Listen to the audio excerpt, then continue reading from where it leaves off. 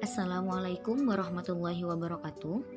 Di sini saya Rusnia, NIM 200641100025 dari kelas 1A Pendidikan IPA akan sedikit menjelaskan tentang penjumlahan vektor. Baik, penjumlahan vektor dapat dilakukan dengan dua cara, yaitu secara grafis atau menggunakan gambar dan dengan cara analitis dengan menggunakan perhitungan. Penjumlahan vektor secara grafis atau gambar yaitu penjumlahan vektor yang dilakukan dengan cara menggambarkan vektor-vektor yang hendak dijumlahkan dan vektor resultannya. Selanjutnya, besar vektor resultan diketahui dengan mengukur menggunakan penggaris. Penjumlahan vektor secara grafis dapat dilakukan dengan tiga cara, yaitu segitiga, poligon, dan jajar genjang. Yang pertama, penjumlahan vektor segitiga, yaitu menjumlahkan dua vektor dengan cara menyatukan ujung vektor pertama dengan pangkal vektor yang kedua. Contoh soal, diketahui sebuah vektor A dan vektor B seperti pada gambar, maka A plus B sama dengan resultannya. Untuk pembahasannya, seperti yang dijelaskan tadi, kita menyatukan ujung vektor yang pertama yaitu vektor A dengan pangkal vektor yang kedua yaitu vektor B.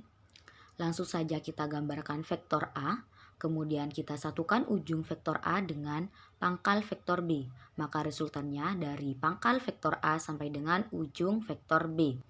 Yang kedua, penjumlahan vektor poligon, yaitu menjumlahkan lebih dari dua vektor dengan cara menyatukan ujung vektor pertama dengan pangkal vektor yang kedua dan seterusnya, atau caranya sama seperti vektor segitiga. Contoh soal, terdapat vektor A, B, dan C seperti pada gambar, maka A plus B plus C sama dengan resultannya. Pembahasannya caranya sama dengan vektor segitiga, hanya saja vektor poligon di sini menjumlahkan lebih dari dua vektor. Langsung saja vektor A kita gambarkan, kemudian kita satukan ujung vektor A dengan pangkal vektor B. Kemudian kita satukan ujung vektor B dengan pangkal vektor C, maka resultannya dari pangkal vektor A hingga ujung vektor C.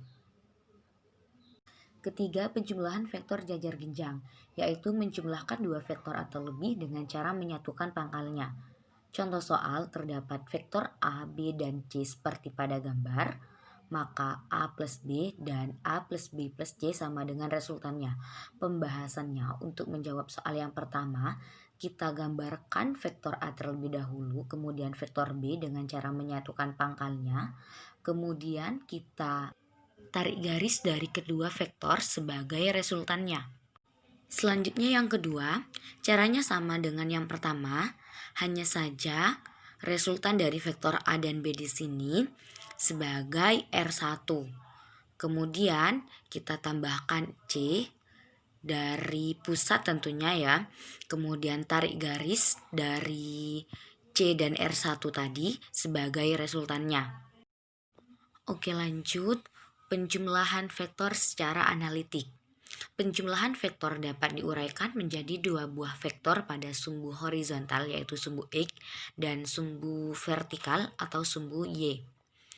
Adapun cara menentukan komponen vektor itu, ketika sudah terdapat sumbu X dan sumbu Y, maka untuk mencari X-nya kita gunakan R cos theta. Sedangkan untuk mencari Y-nya menggunakan sin yaitu R kali sin theta. Sedangkan untuk mencari resultannya sendiri kita menggunakan rumus Pitagoras yaitu R sama dengan akar X kuadrat plus Y kuadrat dan tan theta sama dengan Y per X di sini digunakan ketika mencari arah resultannya. Oke, kita lanjut berikutnya. Penjumlahan vektor secara analitik itu dapat dilakukan dalam tiga kondisi. Kondisi yang pertama yaitu penjumlahan dua buah vektor yang tegak lurus atau membentuk sudut 90. Dan yang kedua itu penjumlahan dua buah vektor yang tidak tegak lurus atau membentuk sudut theta. Dan yang ketiga itu penjumlahan lebih dari dua buah vektor. Next, kita lanjut ya. Yang pertama, dua buah vektor yang tegak lurus atau membentuk sudut 90 derajat. Resultan vektor dapat dihitung menggunakan teorema Pitagoras. yaitu dengan menggunakan rumus R sama dengan akar E kuadrat plus Y kuadrat.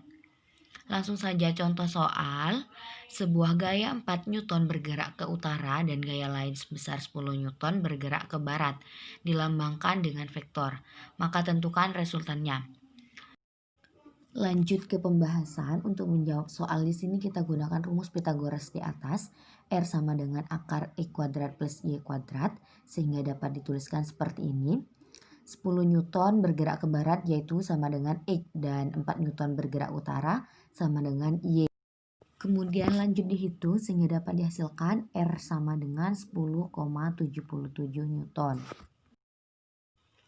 Kedua, dua buah vektor yang tidak tegak lurus atau membentuk sudut theta dapat dituliskan seperti pada gambar. Jadi, resultan vektor di sini dapat dihitung dengan menggunakan rumus kosinus, yaitu R sama dengan akar A kuadrat plus B kuadrat ditambah 2 kali A kali B kali cos theta. A di sini merupakan vektor yang pertama, dan sedangkan B-nya merupakan vektor yang kedua. Kemudian cos theta-nya, theta di sini merupakan sudut yang dibentuk oleh vektor A dan juga vektor B. Oke, kita lanjut pada contoh soal. Diketahui sebuah vektor seperti pada gambar, yaitu F1-nya sebesar 6 Newton, kemudian F2-nya sebesar 4 Newton, sedangkan sudut theta yang dibentuk yaitu 60 derajat. Maka tentukan resultannya. Jadi pembahasannya kita menggunakan rumus kosinus di atas, yaitu R sama dengan akar A kuadrat plus B kuadrat plus 2 kali A kali B kali cos theta. A-nya sama dengan 6, kemudian B-nya 4, dan cos theta-nya 60. Kita masukkan apa yang sudah diketahui tadi ke dalam rumus di atas sehingga dapat dituliskan seperti ini. Yaitu setelah kita hitung, kita mendapatkan hasil akhir R sama dengan 8,71 Newton. Ketiga, penjumlahan lebih dari dua vektor.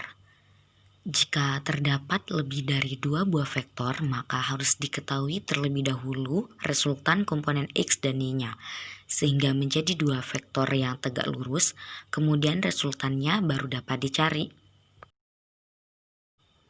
Berikut merupakan gambaran dari penjumlahan lebih dari dua buah vektor, di mana setelah kita mengetahui komponen X dan juga komponen Y-nya, kedua buah vektor akan menjadi tegak lurus. Maka selanjutnya kita mencari resultannya, di mana resultan komponen X bisa dicari dengan sigma Rx sama dengan Rx1 plus Rx2 dan seterusnya, di mana tiap X-nya itu kita menggunakan rumus R cos theta. Sedangkan untuk resultan komponen Y kita mencari dengan sigma Ry sama dengan Ry1 plus Ry2 dan seterusnya, di mana Y-nya kita cari dengan R sin theta. Setelah kedua komponen dihitung, maka susunan vektor akan menjadi seperti pada gambar.